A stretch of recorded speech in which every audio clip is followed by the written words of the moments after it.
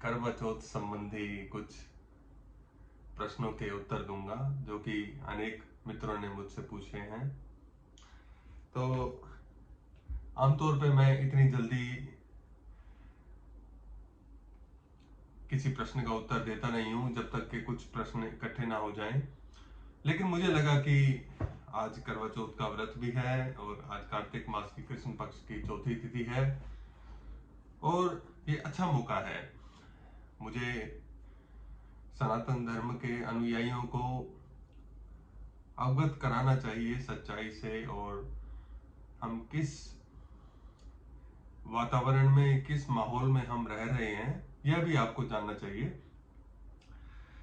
तो एक आर्य समाजी मित्र ने यह प्रश्न भेजे हैं।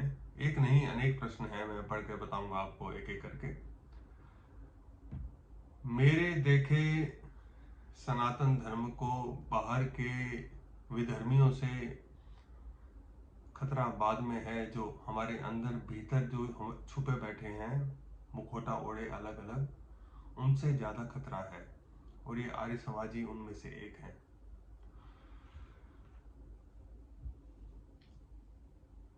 कुतर्क ढूंढ कर लाएंगे कहां से कहां, लेकिन श्रद्धा नाम की कोई चीज नहीं, कोई श्रद्धा नहीं, किसी भी आस्था नहीं, किसी भी नित्य क्रम में, किसी भी अनुष्ठान में।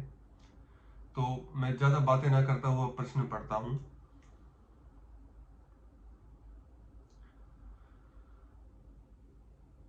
तो पहले इन्होंने ये लिखा है कि करवा चौथ एक पाखंड है। क्या राम के लिए सीता ने, कृष्ण के लिए रुक्मणी ने करवा चौथ का व्रत किया था? उत्तर है नहीं। महाशय जी, आपको कैसे पता कि नहीं किया था? क्या उन्होंने भोजन किया था? देखा था आपने? किसी ग्रंथ में लिखा है?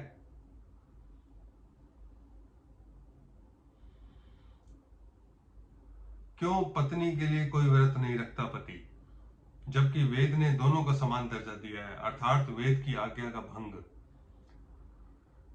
वेद ने शायद बुद्धि भी दी होती है आपको। ये मैंने पिछले वीडियो में आपको बताया था कि पति क्यों नहीं रखता ये व्रत। तो पति और पत्नी को एक ही मान लिया क्या? समान मान लिया है क्या? जब प्रकृति ने ही दोनों को समान नहीं बनाया तो वेद ने कैसे मान लिया समान? जो कर्म पुरुष करता है, पत्नी स्त्री कर सकती है क्या? वो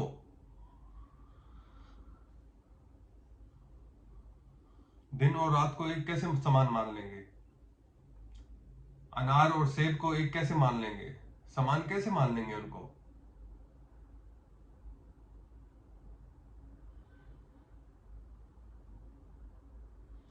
तो करवा चौथ के नुकसान सुन लीजिए आप।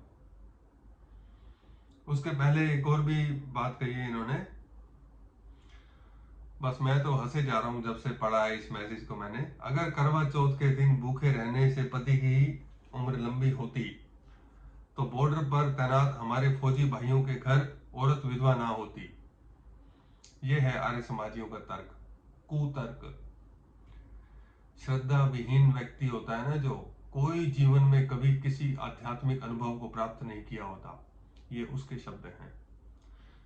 पति की उम्र के लिए भूखा रहने से नहीं, बल्कि उनके साथ मीठा बोलने से और उनका सम्मान करने से उनकी आयु बढ़ती है। अब मैं ये आपको दावे से कह सकता हूं कि जिस भी व्यक्ति ने ये लिखा है, दो बातें उसके बारे में स्पष्ट हैं। एक तो उसकी पत्नी उसका सम्मान नहीं करती, वो कीड़ा चुभ रहा है ना अंदर, वो सुई चुभ रही है अंदर, सम्मान नहीं मिला। करवा चौथ, अरे करवा चौथ तो वो होता है जहां से पत्नी सम्मान करे। पति की उम्र तो तब बढ़ती है जब पति का सम्मान करे पत्नी। वो चुभन है अभी मन के अंदर, क्योंकि पत्नी का सम्मान नहीं। कुछ ऐसा जिंदगी में कुछ काम करो तभी तो सम्मान करेगी पत्नी। ऐसी उल जलूल बातें करोगे तो कोई सम्मान नहीं करेगा।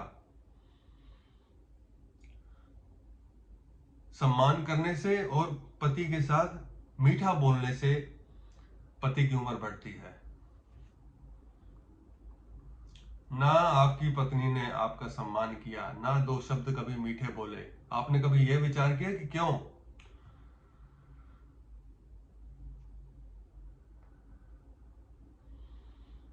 आर्य समाज की बुद्धि है ना, वो विचार नहीं करेगी कभी, वो मक्खी पे मक्खी मारेगी। हाँ, नुकसान अब सुन लीजिए जरा आए हुए इसके करवा चौथ व्रत के। करवा चौथ के नाम पर बिना आवश्यकता के सामान खरीदना, धन की हानि। वाह, क्या आध्यात्मिक नुकसान बताया आपने, क्या आध्यात्मिक हानि बताई। धन की हानि, बहुत बड़े आध्यात्मिक है ना आप। आध्यात्मिक झंडा ऊंचा रहे हमारा और ओम का झंडा ऊंचा रहे का नारा लगाते हैं, लेकिन आध्यात्म का संबंध जोड़ रहे हैं धन की हानि से।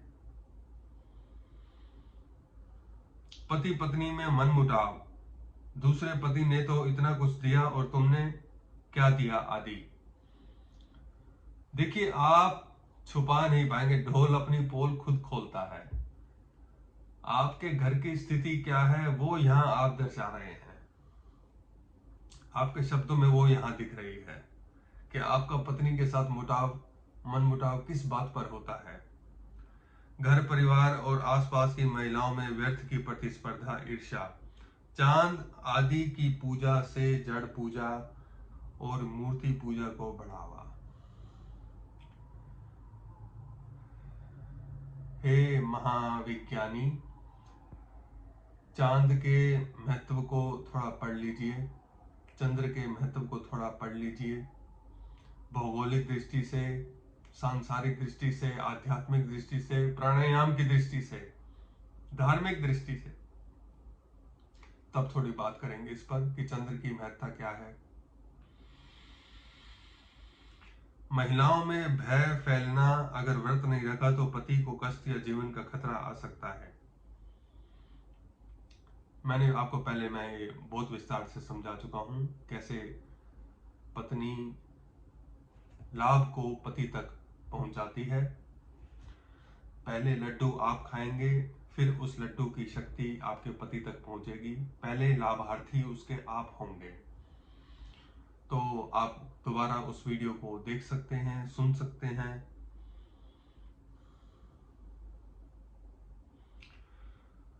और निकुंज पांडे जी ने भी एक प्रश्न किया है कि गुरुजी आपने हठ योग की बुराई की, हठ योग के बारे में कुछ गलत कहा, लेकिन हठ योग तो भोलेनाथ की कृपा है। तो मैं तो आमतौर पे देखिए इस बात का जवाब ही ना देता अगर किसी ने ऐसे ही या बदतमीजी से पूछा होता तो, लेकिन बहुत ही विनम्रता पूर्वक और प्रेम पूर्वक निकुंज पांडे जी ने पूछा है, तो मैं बहुत ही श्रद्धा पूर्वक उसका जवाब भी दूंगा। देखिए, हठ का अर्थ होता है सूर्य और चंद्र, ह और ठा जो शब्द हैं। सूर्य और चंद्र के बीच में बैलेंस बनाना, सामंजस्य बनाना, जो साधना है उसे कहते हैं हठ योग। आप चाहे कितने भी प्रकार के आप योग देख लें, आप वो हठ योग का ही एक रूप है। जो हम प्राणायाम करते हैं वो भी हठ योग का रूप है। और मैंने अगर कुछ कहा होगा तो मैंने सिर्फ उन लोगों को जो है ध्यान में रखते हुए बोला कि जो लोग आसन ही आसन करें, आसन ही आसन करते रहें। आसन भी करना कोई बुरी बात नहीं है, मैंने भी बहुत आसन किए, मैं भी बहुत आसन करता हूं, लेकिन उसको ही सब कुछ मान लेना।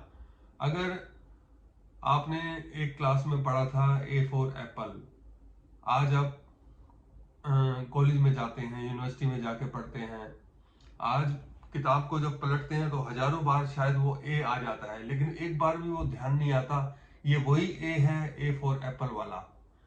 अगर आप बार बार सोचे, अमेरिका की स्पेलिंग पढ़े तो पहले ए लिखा हुआ आता है, तो ध्यान दें अच्छा ये वही एप्पल है जो ए फॉर एप्पल होता है, ये वही ए है। नहीं, उससे आगे बढ़ना पड़ेगा आपको। वो एक लेवल था आपका, आज आप दूसरे लेवल में हैं, आपका स्तर बदल गया है, आपको थोड़ा आगे बढ़ना पड़ेगा। तो हठ योग की जो आम धारणा है वो तो आपको छोड़नी ही पड़ेगी एक दिन, जब आप आध्यात्मिक मार्ग पे आगे बढ़ना चाहेंगे। और हठ योग से तो हम कहीं बच नहीं पाएंगे, या कहूं कि छोड़ नहीं पाएंगे हठ योग को। तो हठ योग तो हमारे साधना की हर एक विधा में ही है। तो ऐसा ना आप समझे कि मैंने हठ योग की बुराई में कुछ कहा। मैं खुद ही हठ योगी हूँ, और साधना करते हैं। जब हम ध्यान प्राणायाम करते हैं तो हठ योग की साधना से ही अपने ध्यान को सिद्ध करते हैं। फिर दोबारा एक बार इसको जरूर बताऊंगा विस्तार से। आज थोड़ी आर्य समाजियों की खबर लेनी थी मैंने, तो आज इसलिए मैं आज आया आपके सामने। धन्यवाद। ओम नमः शिवाय।